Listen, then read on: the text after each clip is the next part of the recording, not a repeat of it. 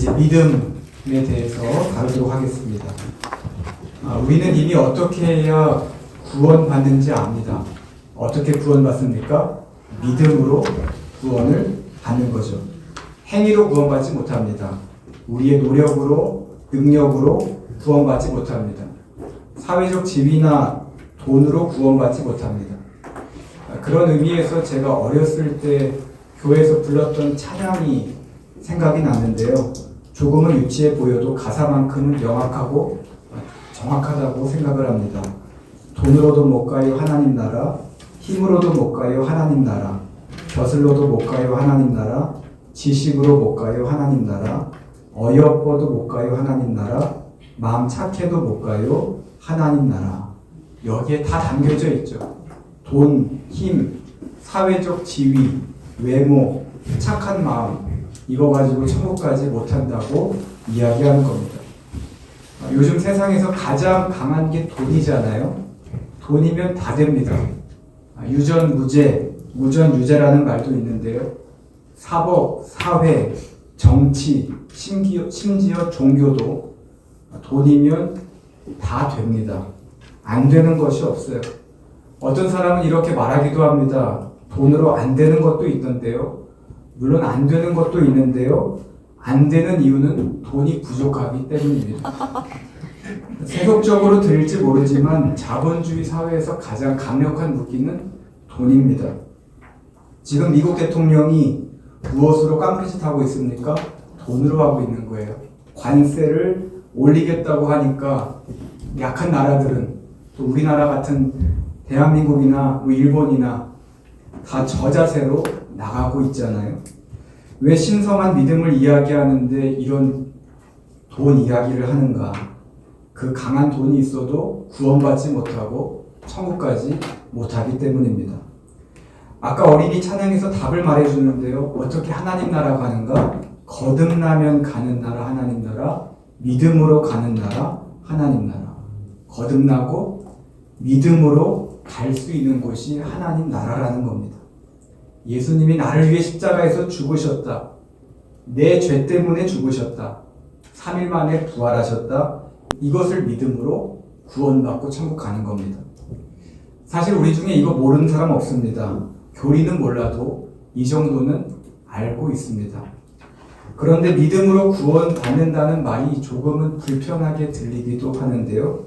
언제 불편하게 들리는가? 내 신앙의 민낯을 발견할 때 불편하게 들립니다. 예상치 못한 상황에 우리는 우리 안에 숨어있던 옛사람을 만날 때가 있습니다. 특히 안 좋은 상황에 그러죠. 없어졌다, 내가 변했다 라고 생각을 했는데 나도 모르게 내 안에 있던 가시가 불쑥 올라오기도 합니다. 말이 날카로워지고 행동이 차가워지는 나의 모습을 발견하는 거죠. 그런데 상황이 안 좋을 때만 그럴까요? 아닙니다. 상황이 좋아도 그렇습니다. 세속적인 것에 즐거워하는 나를 바라볼 때 현타가 오기도 합니다. 예수님 한 분이면 된다고, 세상 즐거움 다 버리고 세상 자랑 다 버렸다고 이야기해도 주 예수보다도 귀한 것은 없다고 말해놓고 눈물 흘려놓고 교회 갈 때 입을 것이 없다고 옷을 사고 들 것이 없다고 명품 가방을 사는 것이 우리의 모습이라는 거죠. 누가 금팔찌하면 나도 금팔찌 해야겠다 라고 해서 삽니다. 나는 나를 위해서 하는 것이 아니라 미래를 위해 투자하는 거야, 금테크하는 거야, 이렇게 자기 합리화하면서 구매를 하는 거죠. 처음에는 좋습니다. 그러다가 어느 순간 내가 믿음 있는 사람이 맞나? 내가 권사인데 믿음이 있긴 있는데 올바른 믿음을 가지고 있었는가? 라는 고민을 할 때가 찾아오는 거죠. 또 남들과 비교할 때 그렇게 느끼기도 합니다.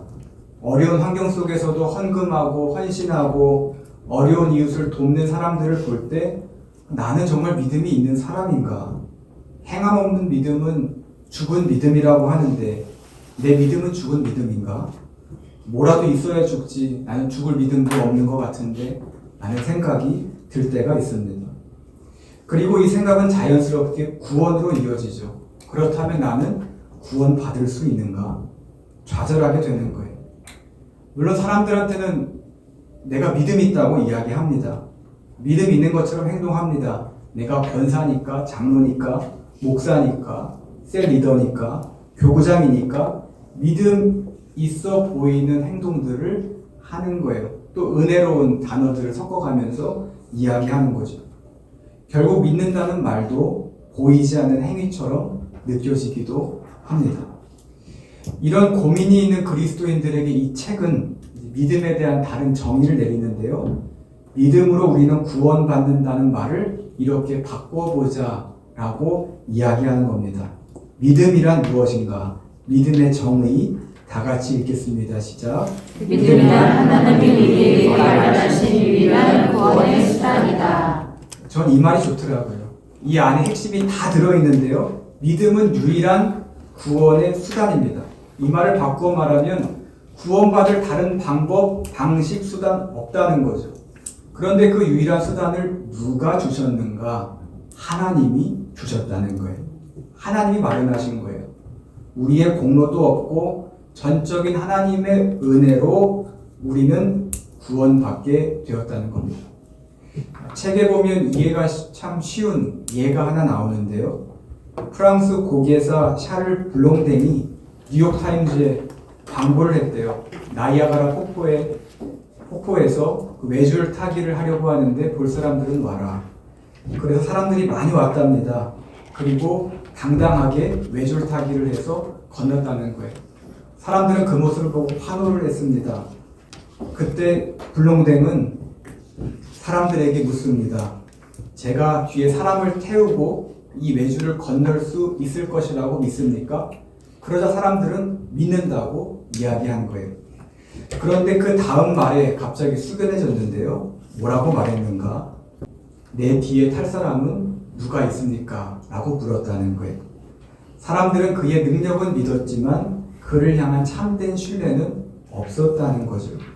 그때 한 사람이 내가 타겠습니다 라고 이야기했다는데요. 그가 누군가? 블롱댕의 매니저였답니다. 왜 매니저는 그런 도전을 하게 된 걸까? 이유는 간단하죠. 블롱댕과 오랜 시간을 보내면서 그를 신뢰할 수 있었다는 거예요. 능력에 대한 믿음은 물론이고 그 사람에 대한 믿음이 있었기 때문에 내가 그 뒤에 타겠다라고 결단했다는 겁니다. 왜 이 이야기를 하는가? 믿음에 대한 이해를 도와주기 때문이죠. 그러면서 이 책은 블롱댕의 이야기를 통해 세 가지를 질문합니다. 첫 번째, 누가 나를 구원하는가? 구원의 주체에 대한 질문인데요. 여러분, 나이아가라 폭포를 건너가게 한 사람이 누굽니까? 블롱댕이에요. 매니저도 함께 건넜지만 건너게 한 사람은 블롱댕인 거죠. 그리고 블롱댕을 믿은 매니저의 믿음이 폭포를 건너가게 했다는 거예요. 이걸 우리의 신앙과 접목시키면 뭐라고 할 수 있습니까? 우리 안에 믿음 안에 능력이 있어서 구원받는 게 아니라는 거예요. 우리는 구원받지만 구원받게 하신 분은 예수님이다 라는 겁니다. 그리고 예수님을 믿음으로 구원받게 됐다는 거죠. 하지만 우리는 뒤에 집중해요. 믿음으로 구원받았다. 집중해도 되는데요. 순서가 있음을 알자는 겁니다. 믿음 이전에, 믿음으로 구원받는데 믿음 이전에 예수님이 계셨음을 우리가 기억하자는 거예요. 존 머레이 교수는 구속이란 책에서 이것을 명확하게 이야기하는데요. 존 머레이 교수의 글을 우리 다 같이 읽겠습니다. 시작. 믿음이 노력이 믿음 자체이라고 생각해서는 안 된다. 구원에 이르는 모든 노력은 굳게 있다. 엄밀히 말하면 그리스도를 믿는 믿음이 우리를 구원하는 것이 아니라 그리스도께서 믿음을 통해 우리를 구원하신다. 특이하게도 믿음은 믿음 그 자체가 아닌 그리스도만을 주목하고 바라보게 한다. 두 번째 질문이 있습니다. 무엇을 통해 구원받는가? 구원의 수단에 대한 이야기인데요. 여러분, 무엇을 통해 구원받습니까? 믿음을 통해 구원받는 거예요. 나이아가라를 함께 건널 수 있는 사람은 무언가 가진 사람이 아닙니다. 거기에 수많은 사람들이 있었는데 돈 많은 사람이 건널 수 있는 거 아니고요. 몸무게가 가벼운 사람이 건널 수 있는 거 아니고요. 블롱댕을 전적으로 신뢰할 수 있는 사람만이 건널 수 있는 거예요. 구원도 마찬가지입니다. 누가 구원받는가? 예수님을 전적으로 신뢰할 수 있는 사람, 믿는 사람이 구원받는다는 거예요. 세 번째 질문입니다. 어떻게 믿음이 자라는가? 믿음의 성장에 대한 질문인데요. 참 중요한 질문입니다. 온전한 신뢰와 믿음으로 구원받는다 이렇게 이야기했잖아요. 근데 문제가 있습니다. 그렇다면 내 안에 그 온전한 신뢰와 믿음이 있는가? 있긴 있는데 온전하다고 당당하게 이야기하기에는 내가 너무나 부족한 것 같아요. 할 수 있는 건 다 한 것 같습니다. 양육도 하고 TD도 하고 세례도 받고 예배도 빠지지 않아요.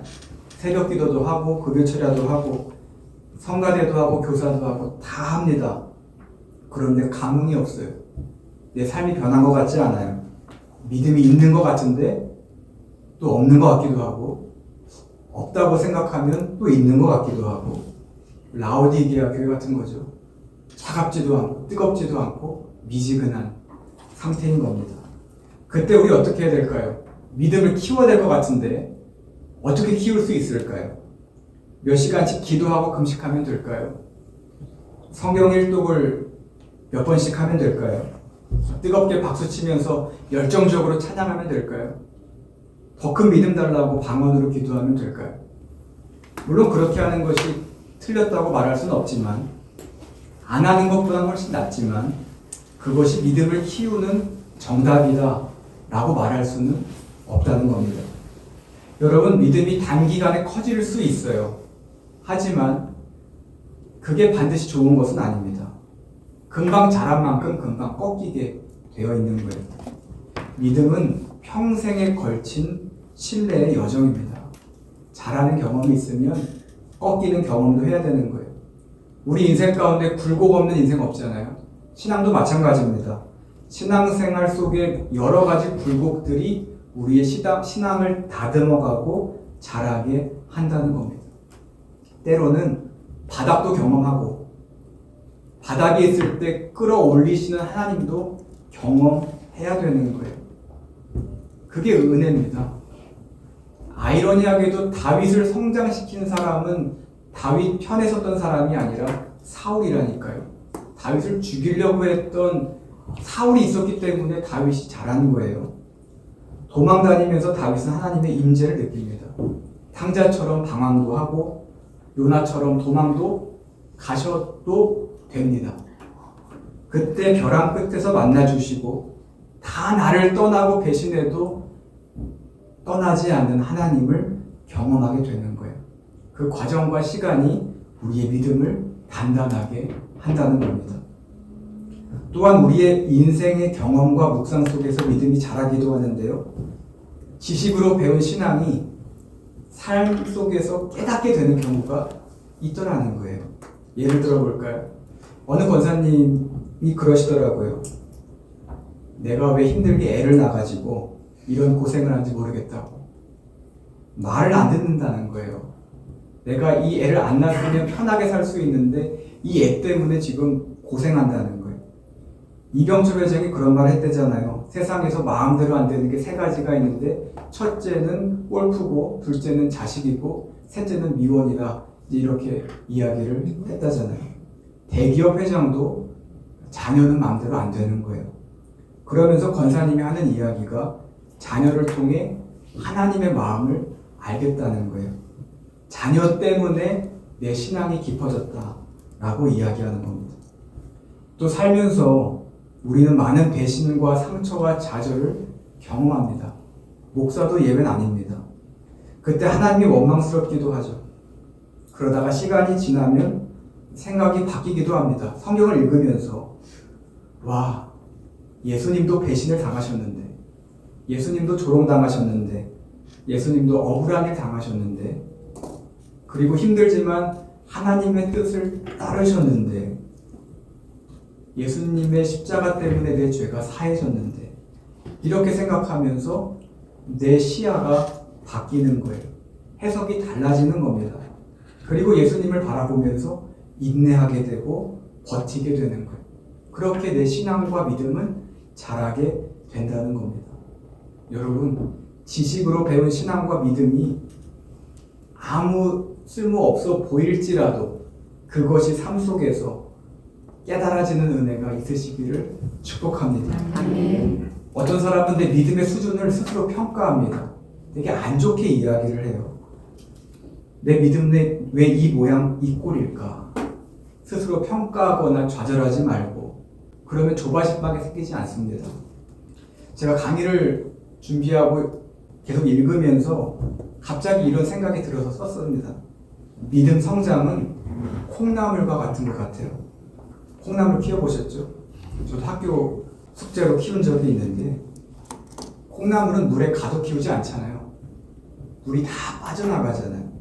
그런데 신기하게도 자랍니다. 믿음도 나도 모르게 자라는 거예요. 보면 아무것도 없어요. 물도 없고 은혜도 없는 것 같고 뭐가 없는 것 같은데, 은혜가 지나간 자리에 내 믿음이 자라는 거예요. 삶과 신앙 속에서 믿음이 있는 나, 믿음이 자란 나를 발견하고 감사할 수 있는 성도님들이 되시기를 축복합니다. 아멘.